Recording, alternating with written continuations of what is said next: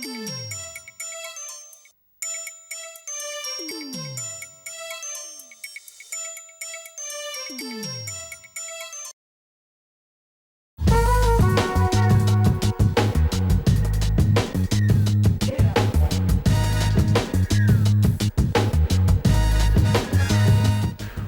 in Q Weekly, we look back on Mardi Gras 2004 with the one and only Maynard.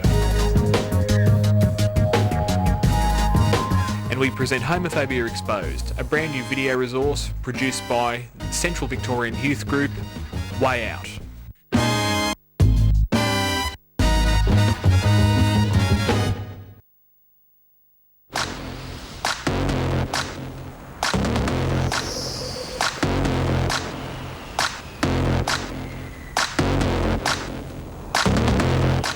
From the Melbourne Marching Girls, and we're here to do the YMCA as a world record attempt tonight. So just give us a quick demo now what it should look like. Righto, It's fun to stay at the YMCA.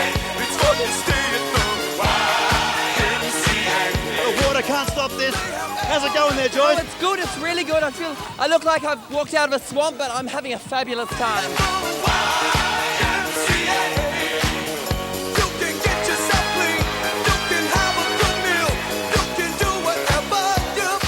You know what, you've got to be prepared for the elements, so to speak. How tall are you in heels? 6 foot, well, 6'6" without heels, 7'2" with heels, hair and attitude. Well, what advice have you got for girls out there that are putting on makeup in heavy rain? What's the thing you've got to do? Get drunk. The drunker you get, the more beautiful you look.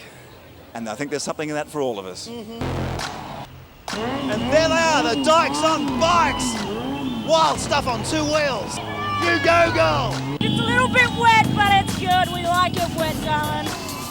It's a good thing you wore your rubber, hey? Right. In fact, you'd be stupid if you wore a suit on a night like tonight. You'd look pretty stupid, yeah. I should have got myself a motorbike and some rubber. Yeah. It's just such a celebration of being gays and lesbians, and we just want, it's a simple thing, equality before the law. That's all we're asking, and as well as that, we just love being who we are.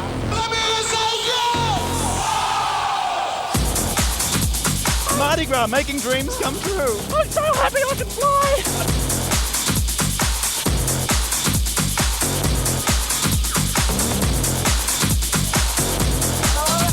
Hey, it's a great night to be nude, isn't it? Oh, it's great. The rain's beautiful.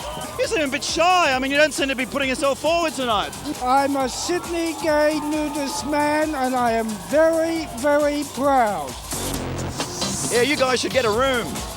We're the Welsh Dragons. We march here every year. We've been here for the past 4 years. And we just come to Sydney on holiday every February, spend the whole month here, and we march in wet. They're going to be sore tomorrow. The weather wouldn't worry you at all, that leather. No. So I'm a 78er. We fought for the Mardi Gras. As you can see, my sash. You're here celebrating it now, and in 78 they were trying to lock you up and put you away when you marched. Yes, they were.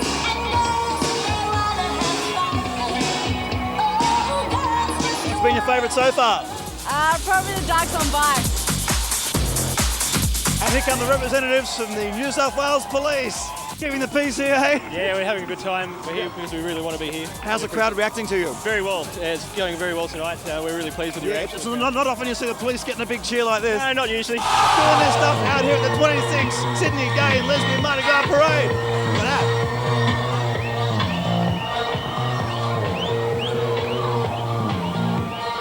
Hey, how proud are you to be carrying the flag? Oh, absolutely fantastic. Very proud. What's your message for everyone tonight? Have a great time, Mardi Gras, and let everyone be safe in this world.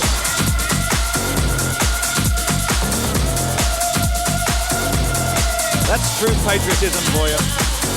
Maynard here as the sideline eyed. There's half-lung Gadummy, there's knock-on, he's going forward, they're going into the scrum. Someone's got on the finger, the tackle, and they're over the line. What a game, I'm sure you'll agree it's a great day for the game. Crikey! Which suburb are you representing tonight from Newcastle? We're the Galen brothers. Us the Galens, us the Galens, camping all over the countryside. Us the Galen brothers. We've got both sorts of comedy here tonight, gay and lesbian. How long have you been the Wanji Queen and who crowned you?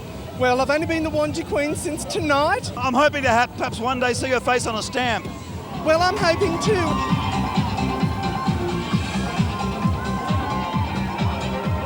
Now this is entertainment. With a capital E.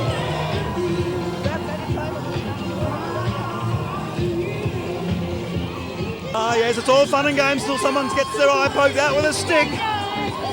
Woo-hoo! You feeling particularly evil tonight? Yeah, we are. I just spoke to the devil.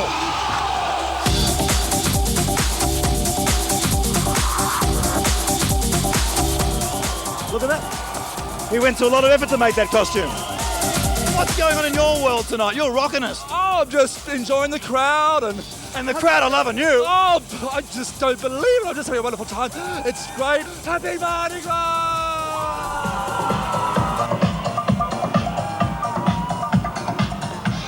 Well, that's it. It's a wrap for the 26th Annual Sydney Gay and Lesbian Mardi Gras Parade. I've got a little party to go to with 17,000 of my friends. See you later. I'm going to go and towel off. I suggest you do the same thing.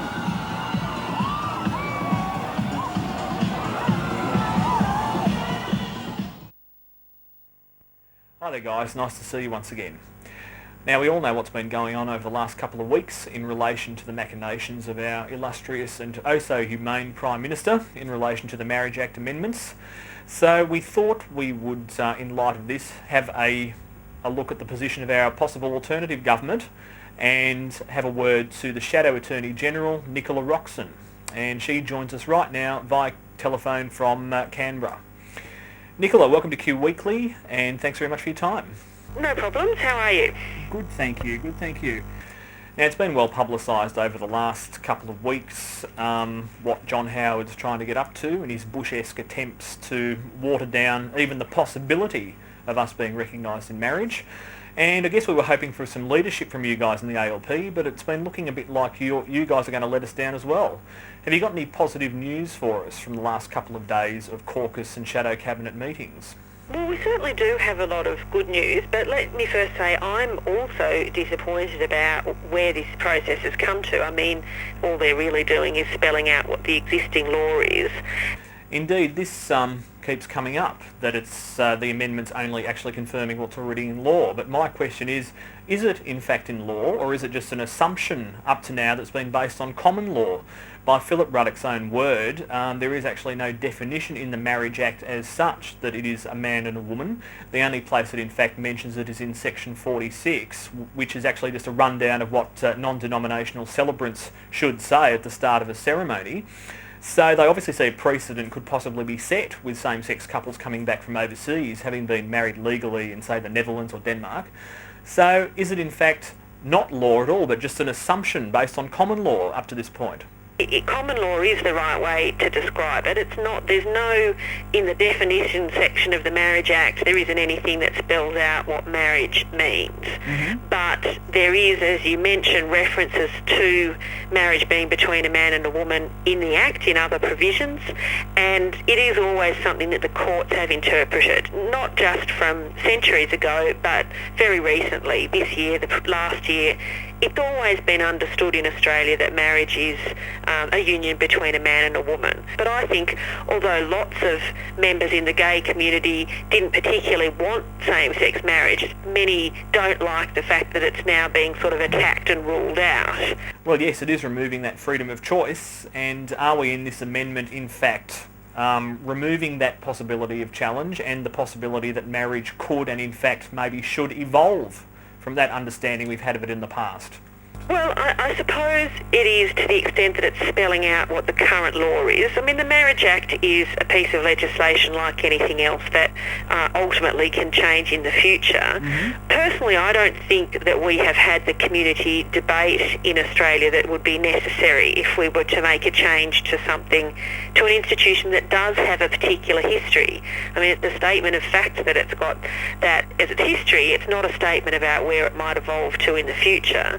And really, with all sorts of law reform, you do need to have argued for and campaigned for and built some consensus around change before you can really, I think, see the Parliament picking up particular issues. And I don't think that has happened in this area. I think what there's been a lot of work and campaigning on have been changes, for example, in superannuation or social security, or demands for the Tax Act to change, or veterans' entitlements to be paid. A whole range of other areas have been the ones that people have campaigned on, and those are the issues that we've committed to picking up if we're elected at the next election. And we really don't want to let ourselves get distracted by what the government's doing just because we think that their motives are poor. So are you basically saying that you don't think the GLBT community has actually been vocal enough on this issue in the past?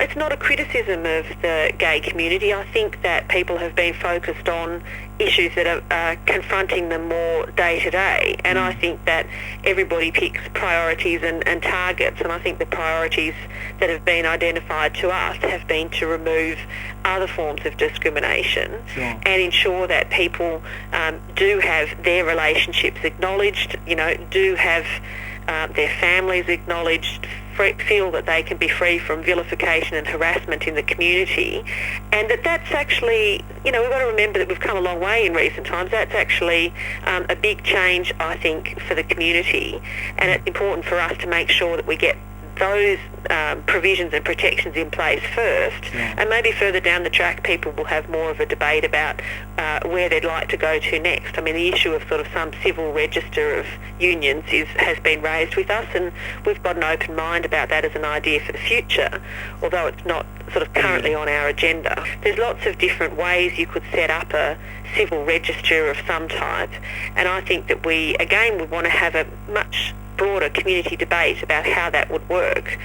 We do have a same-sex register system now operating in Tasmania, but it's only just fairly recently begun, and we'd like to actually, use some experience from what's happening in the States before we, jump in sort of immediately just in reaction to what the government's doing, when really we've set out a course of action which we think is a much more comprehensive and sensible one. So there you go, people. Obviously more community debate is needed on this issue. So let's get a bit more vocal. Nicola, has anything new actually come out of the caucus meetings earlier this week? Anything new to tell us? Yeah, well, one of the important things today, your viewers probably know that when the government announced that they were going to make these changes, that it was part of a whole package, and one good bit of news that was in that package was that the government was going to finally act on same-sex superannuation. Now, although they rushed the legislation on the other areas into the Parliament last week, we still haven't seen any detail about their superannuation package. So I moved in the Parliament today, along with my colleague Mr Albanese, to call on the government to introduce their superannuation bill so that we can actually debate all of the legislation together, not just talk about the Marriage Act and adoption and not have the superannuation provisions in there. Now, the entire government voted against us being able to debate superannuation for same-sex couples, even though it's now their policy to do it. Why is this? Do they not actually have anything down on paper yet? Well, I don't think they do. I don't think they have got anything written down yet, and I'm really doubtful about their intentions in this area. They're now sort of yelling across the Parliament, we'll do it when we've done all these various other things, and we'll do it when we've dealt with the general superannuation choice legislation, and suddenly all these conditions are being put on it. Now, for 6 years, Labor has been arguing for amendments to the superannuation schemes to allow same-sex couples to be recognised. Anthony Albanese's had a bill in the Parliament that is ready to go. All it needs is to be voted on, and it could become law tomorrow. But the government refuses to let us debate that bill, and I think it's just showing up this package for what it is, designed to send a message to the community at large, but not actually to deliver any substantial change that might benefit the gay and lesbian community at all. So if we voted you guys into power tomorrow, it would definitely be law by tomorrow, would it? Well, it would be. I mean, this is something that we've had a long-standing commitment to, and many of my other colleagues really hard on, and many members of the community have helped in doing that and have raised it as an issue, and I think really effectively convinced everyone of the importance of making this change. Even the government, it seems, last week was convinced, but now we find that they actually can't draft the legislation in time, are not prepared to vote for our legislation, and we're just really getting suspicious about whether we're going to even see it before the next election. I hope I'm wrong. I hope, in the next couple of weeks that those provisions do appear, and we'll obviously assess them, and if they deliver what they've promised, we'll be supporting them. But we're just getting suspicious that the government has no intention of acting quickly on superannuation at all.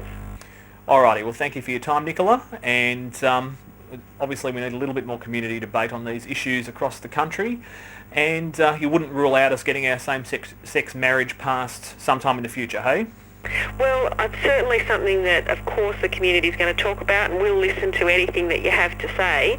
Our most pressing priority is to get elected so we can deliver on our existing commitments to remove all other forms of discrimination against same-sex couples, and that's a big task, and we're ready to do it, and I just hope we get a chance. Well, if we do give you the chance, don't let us down, eh? No worries. Thanks very much for your time. We'll be back very soon in Q Weekly.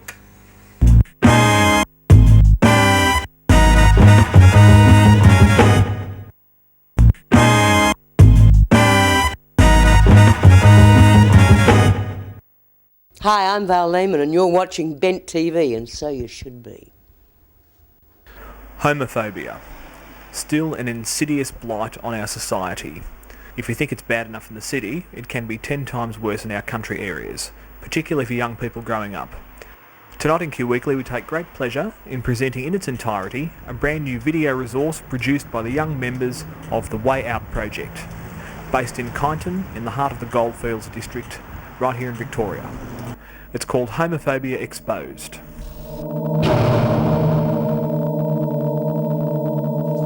How do we begin to understand the notion of homophobia when it is deeply nestled within our culture, religion, rituals, and gender identity?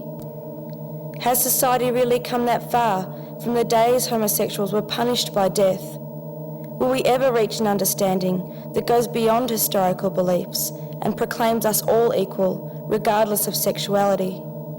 The term homophobia was coined by George Weinberg and first appeared in print in 1969. Weinberg's assumption was that an aversion to homosexual people was not unlike any other phobia or compulsive fear. Previous to this, references to homosexuals appeared in a range of religious, medical, and legal texts.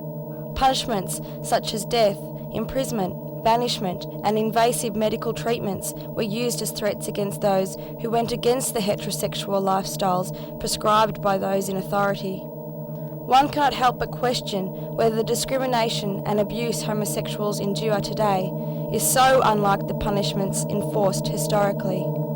So, homophobia. We've just heard that you've been around for quite some time in many different parts of the world. What have you been up to here lately in central Victoria? Well, I've been very busy doing lots of different things. Let me think of some examples. Ah yes, the school. Did you see Miss Matthews on my back today? Yeah, fully. Yeah. What was that about? Something about homo, but like I so did it. You went to the party on the weekend, didn't you? Yeah. Yeah, I didn't see very much of you though. Where were you? Oh, I was getting around. Yeah, who with? Sally. Sally. Yeah. Oh, she's cute. What about you? Yeah, I picked up as well. Did ya? Yeah, Danny. Nice. Danny. Dude, I didn't see you with any girls. You were just hanging around with this one guy. Oh, he was new. I was just showing him around. Yeah? Yeah, no, I think they're just No, friends. that's faggot material, dude. He's a faggot. He's new. I was showing him around. Actually, actually, that makes sense. But explain all your feminine mannerisms. What do you mean? Dirty pool. What do you mean? I'm not gay. I'm not gay, guys. Dirty Camp it up, faggot. boyfriend. I'm not gay, guys. Give me the ball, Poof. Let's go. I don't want to be friends with this faggot. Oh, come on, guys. I thought we were mates. Faggot. Wow, homophobia, you really have got those kids doing what you want. Yeah, it's pretty easy at school. One of my most favourite tricks, however, is that I have all the kids saying, "That's so gay," for anything bad. Maths is gay. English is gay. Whatever it is, if it's bad, it's gay. Watch this. So how's your day, sweetie? I had a great day. I finished off the curtains for the bedroom and they look great. Oh, that's good. Yeah. Oh, great. So how was it for you at the office today? I was really busy. Yeah. Oh, I've got so much paperwork to do, but I think I can get it done in time. Yeah, should be Put you okay. under too much pressure there, darling. Nah, it's all right. It's okay. Yeah. And so, Jane, how was school today? School is fine, except I have something that I want to tell you because you're my parents and I want to be honest with you. Oh, sure, honey. What is it? Well, you know my friend Sarah, who I've been spending a lot of time with? She's actually more than my friend. She's my girlfriend. Wait, are you saying that you and Sarah are lesbians? Yeah, well, I haven't... That's really sick, Jane. That's unnatural. Oh, hang on a tick, darling. Jane's not sick. Yes, she is. No, Jane, your father's right. There'll be no perverts in this house. Look, you're forbidden to see that girl ever again, okay? And you're grounded. And if you don't think we're serious, if we get one word of this happening, you're out. No money, no support from us. Look, just go to your room. I don't want to look at you. Just go. You really are powerful, able to split up families. How does that make you feel? It gives me a real rush to see gays being treated badly. They deserve it. But in the last two examples, they were just young kids copying the effects of your work. Hey, it's not just kids that I can make feel bad. I can get teenagers, adults, middle-aged, old age, whatever. Let me show you what I can do to someone who is a professional. No, there's nowhere to hang around in this bloody town. I know, the town's so boring. Just got this video shop, that's all. Hey, here's my mate Jono. G'day. G'day. Hey, we should move out and go to the city. Yeah, we'll get flats here, that'd be really cool. Hey, but not in Pram or St Kilda. Near the faggots. No, bloody puffs live there. The one good thing about this place is that there is no faggots. Yeah, that's bloody good. Yeah. Hey, now watch this, ready? Oh, what's this? It's faggot. just a movie. What are you, a faggot? I'm not a faggot. Britney Spears Crossroads. Guys, it's just a movie. You're a You're faggot, a bloody aren't puff, you? aren't you? Can I have the movie back, please? God. Hey, let's get him. Ready? Yeah. Yeah, come on. Please, faggot! You've now shown me what you're really capable of. But don't you think you're going a bit too far? I mean, violence, in this day and age. Of course not. Admittedly, violence used to be a lot easier to organise in the past. I was regularly able to have people organise public floggings and hangings. I even had the gays tortured in concentration camps. They deserve to be treated in the most violent way possible. But you say that it's not as easy as it used to be to have gays hurt or killed. I mean, how come you're not so powerful as you used to be? Could it be that people are now waking up to you? Not necessarily. Sometimes I now need to do things a little differently. But this can be just as much fun. For example, screwing with people's heads gives me enormous pleasure. Watch this. Dear God, please bless Mum and Dad. But can you still bless me? I think I've fallen in love with Sarah. But I feel that you think that's bad. But how can love be bad? I guess I'm just not living the life that you want me to live. I tried to push my feelings aside, and I didn't even tell Mum and Dad. But then I told them, and now I think they hate me. I hate myself.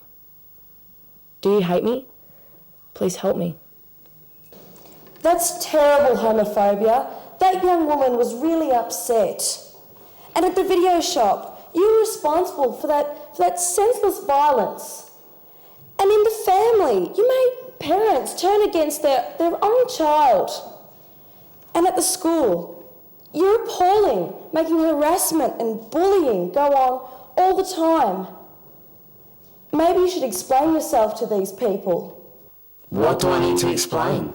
They're all wrapped around my little finger. They're all mine. I'm not yours. You made me believe that I was a bad person just because I fell in love with another girl. But I'm not going to put up with you anymore. I'm better than that because I believe in myself. You made me hurt somebody who did nothing to me at all. Violence is not my way. I feel really bad about what I've done, and you definitely won't trick me again.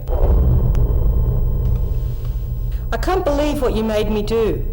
I'm a mother and I would do anything to make sure my kids are safe.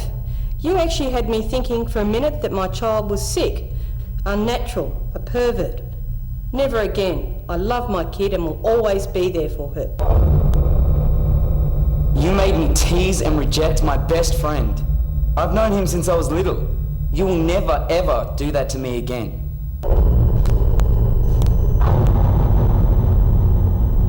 Well, homophobia, it seems you are nothing without your followers. You are nothing but ignorance and hatred in the people you fool. But if people stand up to you and are strong enough, that's when you will not succeed, and that's when you really will become nothing. In 1973, the American Psychiatric Association declassified homosexuality as a mental illness. In 1981, male homosexuality was decriminalised in Victoria, and in 1995, the Victorian government passed the Equal Opportunity Act prohibiting discrimination against people on the basis of their sexual orientation. With these and other changes at so many formal levels, why is there still this lurking presence that works to ostracise homosexuals? Why is it that same-sex attracted young people are more likely to experience family conflict, encounter difficulties at school, be subject to higher levels of verbal and physical attacks, become homeless, and report high rates of drug and alcohol abuse? Why is it that these young people are also 4 to 6 times more likely to attempt suicide than the population as a whole? Will we ever be rid of homophobia? Will we ever escape its torment? Can we ever fully expose homophobia to be nothing but an empty vessel fueled by ignorance, fear, and hatred in the minds of human beings?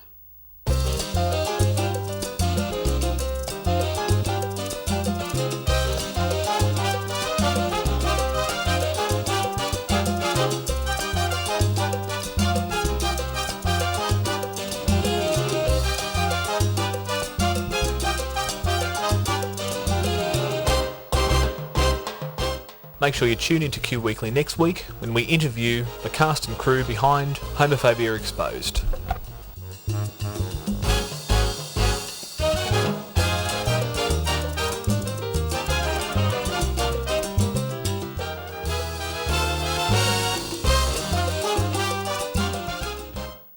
To get hold of a copy of Homophobia Exposed, call Sue at Cobor on 5421 1619 or email her on shackney@cobor.vic.gov.au.